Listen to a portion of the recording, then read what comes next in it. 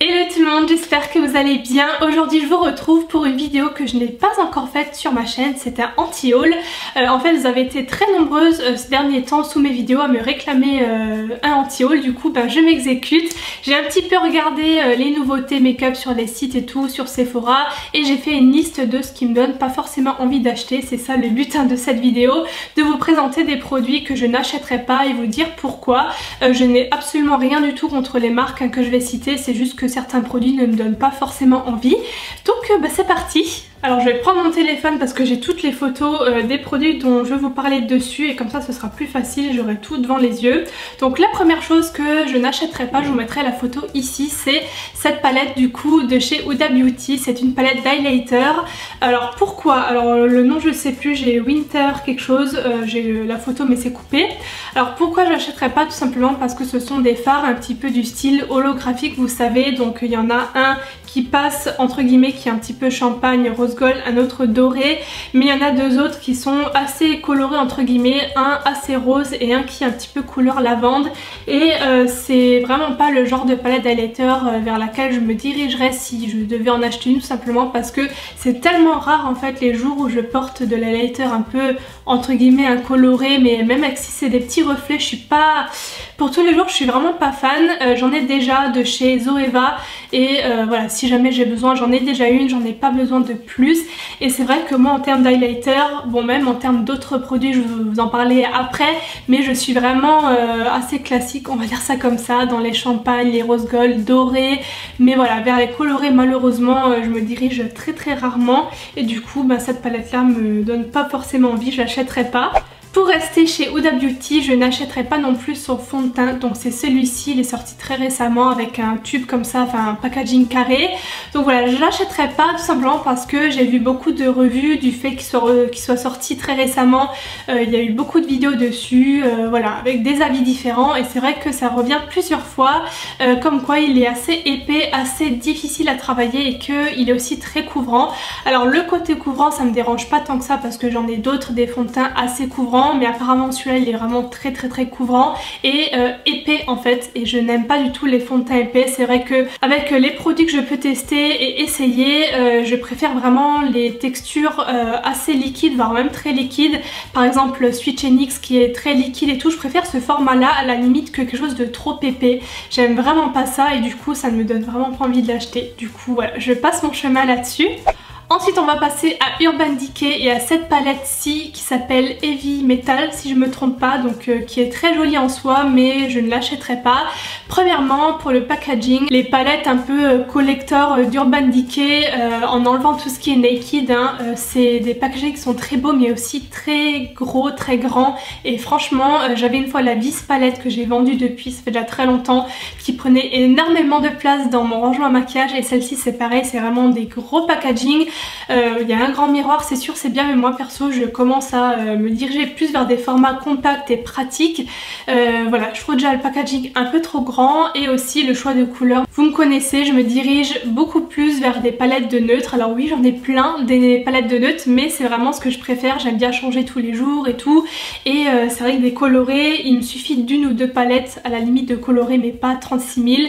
Du coup voilà, le gros packaging plus la couleur des fards, à la limite le côté un peu ton chaud miret, mais l'autre côté c'est vraiment pas les tons que je porte tous les jours. Donc voilà, encore une fois je passe mon chemin pour celle-ci.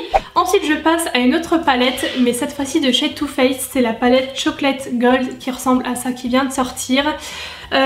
Alors pourquoi je l'achèterais pas? Déjà pour le choix de couleurs, il y a un rose au milieu, beaucoup de doré très jaune en fait, et moi je préfère le doré un peu champagne limite blanc, vous savez, j'aime pas trop le doré orangé jaune, et je sais pas, il y a beaucoup de fards irisés.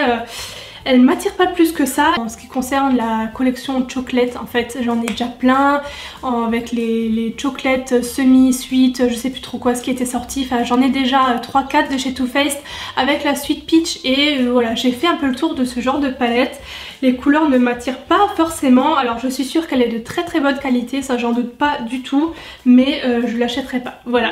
Ensuite je vais passer à Kylie Cosmetics. Alors là j'ai pas une palette en particulier ou un rouge à lèvres ou quoi que ce soit, mais un peu toute la collection, parce que en fait avec tout ce qu'elle sort tout le temps justement, j'ai l'impression qu'il y a tout le temps des nouveaux produits, des nouvelles collections et tout, et que toutes les 2 semaines il y a déjà autre chose.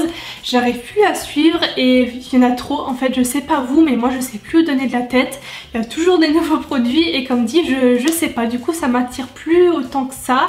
J'ai jamais testé ces palettes pour les yeux parce que voilà, il y en a d'autres marques, il y a d'autres palettes qui sortent.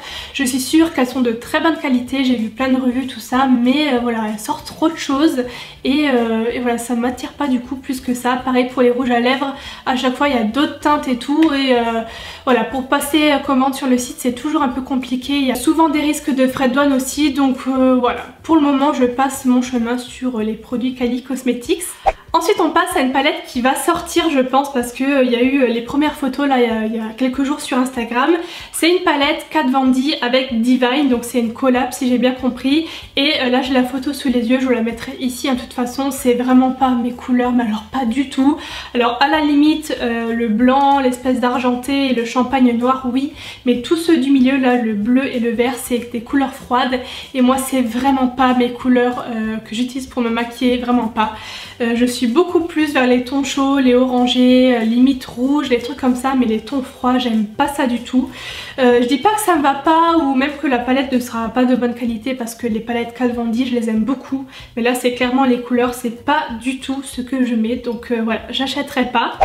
Maintenant je vais passer à un eyeliner de chez Revlon qui est sorti ou qui va tout juste sortir. Il y en a eu déjà du même style chez MAC et chez Guerlain si je me trompe pas. C'est un eyeliner avec une petite roulette au bout en fait. Je comprends pas en fait pourquoi on s'obstine à faire des eyeliners compliqués. Pourquoi s'embêter en fait avec un truc comme ça, un système un peu bizarre là avec une roulette, alors que moi perso les eyeliners feutres c'est les meilleurs. C'est hyper simple comme système et ça va nickel quoi, enfin je sais pas, c'est trop compliqué pour moi, je n'achèterai pas parce que pour moi c'est un petit peu gadget. À la limite pour tester ça peut être marrant tout ça, mais ensuite pour tous les jours honnêtement s'embêter avec un système comme ça, je sais pas si c'est vraiment plus facile à l'application, je ne pense pas. Moi je suis bien habituée à mes petits eyeliners feutres qui me conviennent tout à fait, donc ça vraiment je n'achèterai pas non plus. Avant-dernier produit ou plutôt accessoire que je n'achèterai pas, c'est le Style Pro, c'est ce truc là, cette machine pour nettoyer les pinceaux. Pareil, pourquoi se compliquer la vie avec un truc comme ça? Pour moi ça n'a aucun intérêt parce qu'il faut changer l'eau en fait. Si encore il y avait un petit système de recyclage d'eau, je sais pas, que l'eau soit propre tout le temps, parce que on a beau laver les pinceaux, après l'eau est sale très vite, hein, on lave 1 ou 2 pinceaux pour le teint dedans, on a l'eau toute brune et j'ai pas envie de laver mes autres pinceaux dans une eau déjà sale. Enfin voilà, je comprends pas trop. Du coup on perd du temps à changer l'eau, tout ça, mettre l'embout. Enfin vraiment pour moi on se complique la vie pour pas grand chose. Je suis bien contente avec mon petit tapis Sigma, je mets dans le lavabo, je mets un tout petit peu d'eau qui coule et moi ça me convient tout à fait. Et en plus c'est quoi, c'est 50 € quand même, donc moi je passe clairement mon chemin là-dessus. Et le dernier produit que je n'achèterai pas, c'est le Vamp Stamp là, vous savez c'est cet embout en silicone pour faire des traits d'eyeliner, enfin plutôt des virgules. Encore une fois je sais pas vraiment si c'est utile ou pas, si ça permet vraiment de gagner du temps ou pas, parce que j'ai vu plein de crash tests qui ont vraiment foiré sur ce truc là. Par rapport à la forme des yeux, ben c'est peut-être pas forcément adapté à tout le monde, je sais pas, moi perso c'est vraiment pas un truc qui m'attire. Je ne l'achèterai pas, ça c'est sûr et certain. Je préfère prendre un tout petit peu plus de temps pour faire une virgule moi-même que de m'embêter avec un truc comme ça quoi. Voilà. Du coup j'en ai terminé avec cette vidéo anti-haul. J'espère vraiment que ça vous aura plu. C'est vrai que c'est la première fois que j'en faisais sur ma chaîne, donc n'hésitez pas à me donner tous vos avis dans les commentaires. Peut-être que j'en referai une d'ici quelques temps. N'hésitez pas à me partager vous les produits que vous n'achèterez pas. Je suis curieuse et j'ai hâte de vous lire. Voilà, je vous fais plein de gros bisous et on se retrouve très bientôt pour une nouvelle vidéo. Bye bye!